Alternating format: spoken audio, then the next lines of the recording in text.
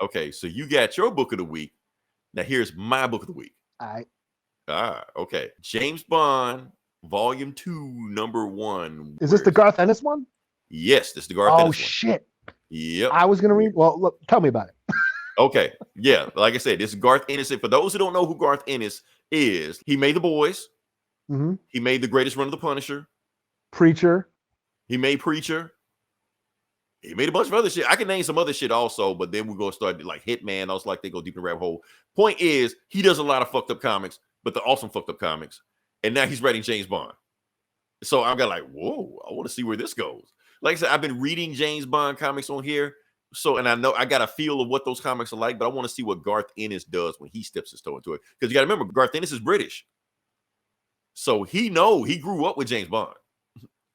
The book starts off not like you expect a regular James Bond movie or book to start off. We start off with the funeral of Sebastian Costanza, and his father Pablo Costanza had gathered all his family here because he wants to avenge his son, because his son was killed by James Bond, and he's naming all his family members he has right there. He's got, yes, we have to kill the Englishman known as James Bond because Sebastian Costanza was some kind of big time drug lord. He was sent by MI6 to kill him, and now they want revenge. So he's naming off his family members. He got his 2 sons who were leaders of a death squad, his 2 daughters that were like child soldiers that killed so many people before they was even teens, his wife who is his head interrogator, who he's seen the crazy shit she does to people when it's time to interrogate, and his mother who has so many people in her bed and she killed them all. He don't know who his father is because his father is one of the people he killed. So yeah.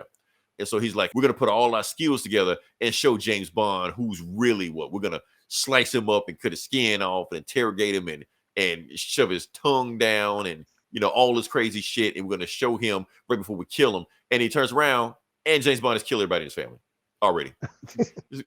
He couldn't hear it because the music was playing too loud. He was playing Mozart Requiem. I know the song. And anyway, that totally sounds like some Garth Ennis type of shit. That sounds like some Garth Ennis shit. That's why. So he cranked the music up so he couldn't hear him shoot his whole family. And then he turned the music down so he could see him. It's like, why did you kill my family? He's like, I'm just saving myself time. I know you're gonna come for me, so I decided to get the shit over with. You know, he turned Garth Ennis turned James Bond into like a serial killer. Yes, I love it. I love it. He's like, this is all I wanted, Eli. This is all I wanted. And so he just shoots this guy. He was like, I just went ahead and did it before you people come after me. Like, you people? Yeah, you heard me. So he just shot him in the head. So James Bond has killed everybody in the family except one person, Grandma. He didn't kill Grandma. So he was like, huh. He fucks Grandma. Hold on. Let me check. I got you. Hold on. Hold on. Interlude. I gotta fix this. Here we go. Thought James Bond was never too busy for pussy. I've done worse. Okay, so he doesn't fuck Grandma. He shoots Grandma. And he says, better safe than sorry. Just to make sure Grandma doesn't come after later on. So now he debriefs himself to MI6.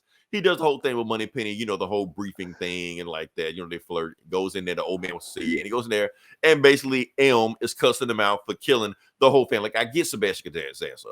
Why'd you fuck you kill the whole family, even the grandma? It's like, because they were going to come after me. They just save us time and money. Just be done with it right now. You're like, okay, cool. So, damn it, yeah. Starsky. You and Hutch cost the department over $1 billion.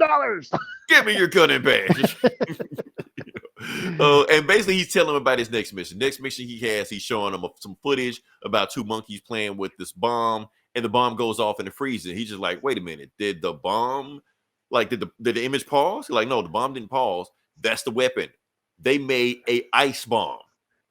The reason they made an ice bomb is because if you kill somebody with ice, like a grenade with ice, it doesn't damage the environment. It doesn't damage the building. Doesn't damage the air like a nuclear bomb will.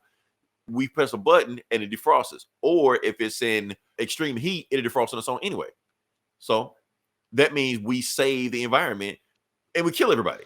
So they're like, so where did this shit come from? Well, so the Russians made this 50 years ago, but we stole it from them. We sent an MI6 agent in there. They stole it. Well, a 00 agent. He went in there, stole it for us. but they only half did it. So we've been trying to complete this thing for the last 50 years. And the moment we did it, which is what you're seeing right now, somebody stole it from us. So we need you to find out who stole it and do what you do. Because, like I said, if for those don't know, James Bond isn't really a spy. James Bond is an assassin. When they see James Bond in, that's it. So they want James Bond to find out who stole it and take care of it. So that's the thing. So, and we go to Q branch, and he's talking to Q, and it's whatever like that. He basically find out information on the 006 agent that stole the thing to begin with 50 years ago. Q knows the guy. He's like, when I first started there, go find the guy here. His name is Archibald Tryon. That's his name, Archibald Tryon. Go see him, and he'll give you more information about what he did when he stole the thing. So Bond goes to Archibald's place, but he's out in the beach just killing his son. And he's like, Archibald Tryon, and he like waves at me like here. So he's got to go out there, talk to him, takes his shoes off, go out there, talk to Archibald Tryon. He like, look, I know you're a 00 agent. I'm a 00 agent, but I take that, secret shit seriously. So I'm not telling you anything.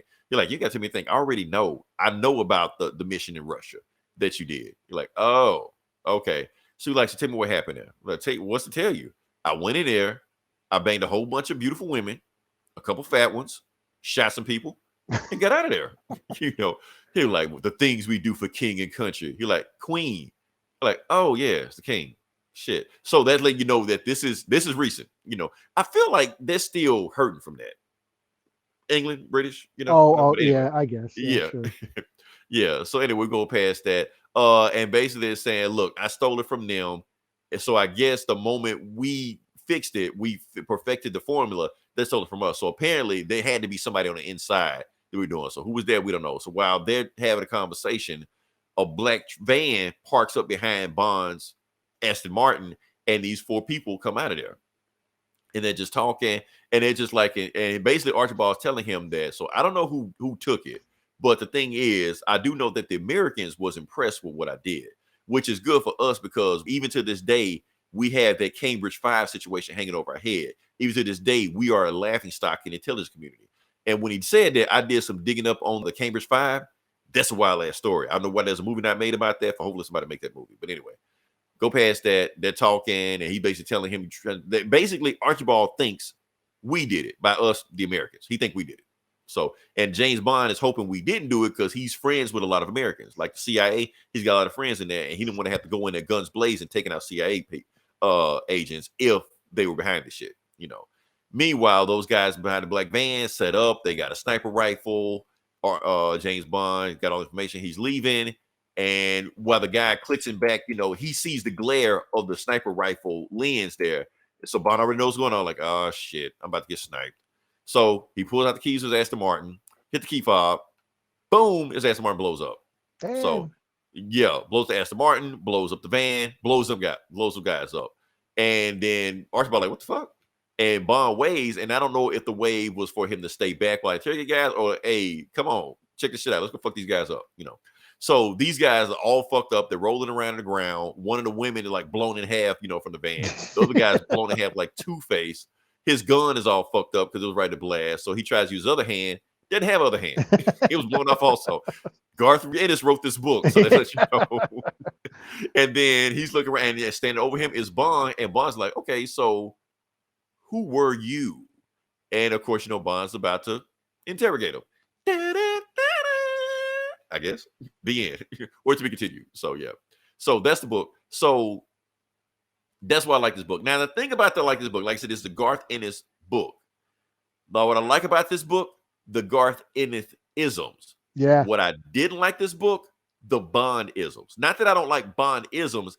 It's just like I feel like Garth Ennis was just putting that shit in because it was like mandatory. You got to have a flirty scene with Moneypenny. You got to have a Q scene. You got to have M cussing them out. You got to have this stuff like that. And I felt like that was obligatory where I just want him to just get into his story, the story he's trying to tell. Mm-hmm. So I liked it, but I feel like the best is yet to come with this book. I'm gonna stick with this book. I'm not gonna drop it. The other James Bond book, I've read the first issue. I was out. This one, I'm staying with. Yeah, let's see what Q does with his car. Right. Right. So yeah, so I want to see what James Bond take on. I'm sorry, Garth Ennis James Bond take on James Bond is. I'm curious about this. Let's see what Yeah, we go. this one went past me. I had no idea it came out this week. I just happened to see it. It's like if you check comments, not Kindle or whatever the Kindle, fuck, yeah, it's Kindle whatever you now. want to. Yeah, it's like Yeah. way down to like Yeah, number. Yeah, it's you got to weird. like That Kindle really app search. is way worse now. It sucks. It's way worse. I got to like really look for shit. But But yeah, yeah, I I just mean, yeah. I wanted to read it just because I dig on. Yeah, I'll check out Garth Ennis James Bond. You know shit. Yeah, Garth Ennis as the Punisher. I mean, James Bond as the Punisher. Okay, yeah, Yeah, give me that. and I mean, because honestly, that's what James Bond is. That's what he's always been like. And originally, this is what he is. yeah, an assassin. Yeah. Yeah, he's an assassin. Like, there's no the people he goes up against. There's no difference between him other than the queen or the king tells him where to pull the trigger. That's the only difference. Yeah. That's it. So yeah.